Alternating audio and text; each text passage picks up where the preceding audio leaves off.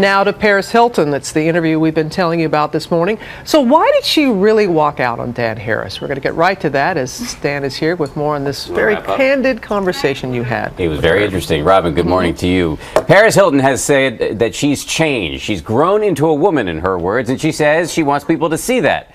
We saw many different sides of Hilton in this wide-ranging interview, including a little bit of a touchy side.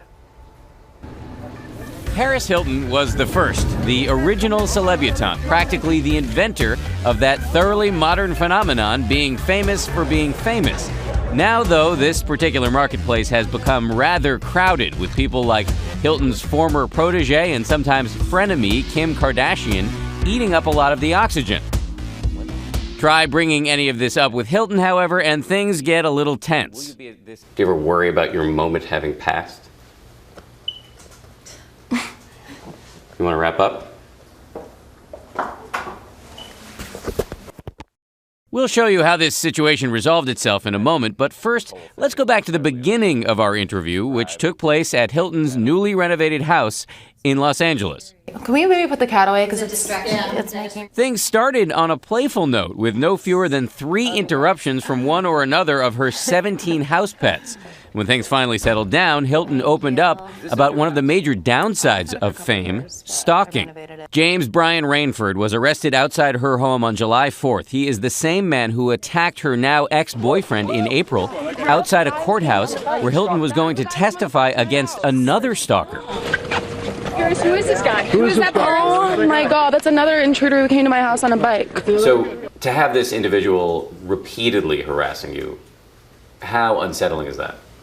It's very unsettling, because you don't know what frame of mind someone is like that, who now 4 times has tried to get in contact with me, and he keeps getting in trouble for it, yet he keeps coming back. So obviously there's something wrong with him. Next, the conversation turned to Hilton's on-screen persona, where she talks either in a baby voice, I'm gonna name her Lady Coco Chanel, or in a tone somewhere between a whine and a whisper. No. Here, she made an unusual admission. Is it true that when you're not on camera that your voice drops and you're much more serious?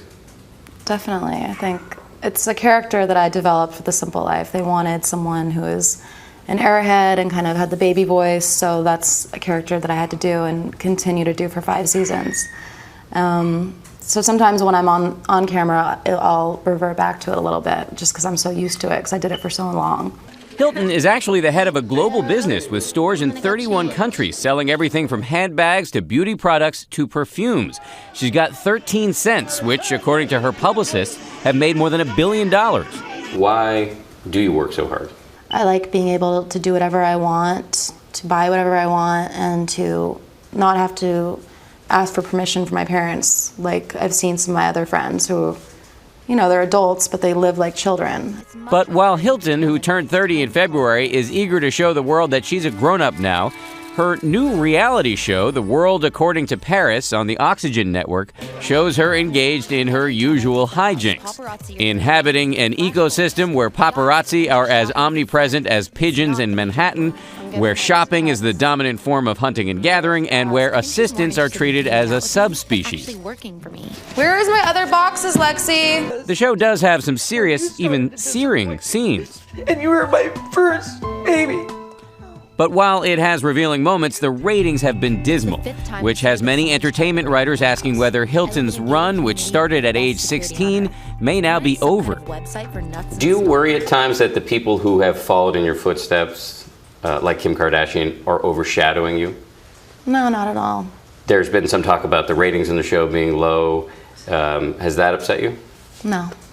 Never a feeling of, do you ever worry about your moment having passed? You want to wrap up? When I was curious about one thing, going back to... What followed was a long, heated conversation with Hilton and her publicist.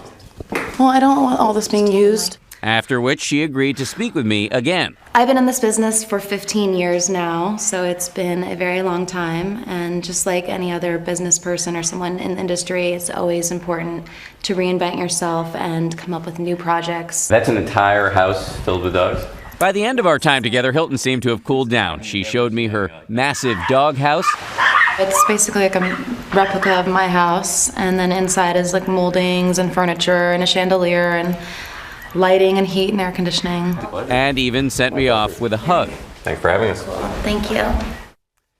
Paris Hilton points out that her reality show is just one part of what she calls an empire with 17 different product lines. However, she insists she's still very proud of the show, and the finale airs tonight. And the empire's worth $1 billion?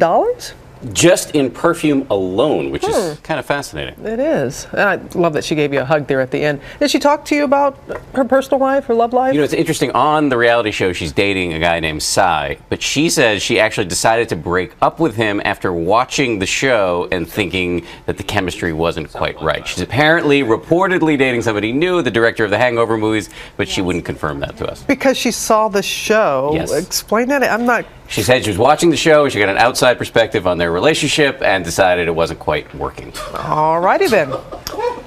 Dan, thank you. My pleasure. The finale of The World According to Paris airs on Oxygen tonight.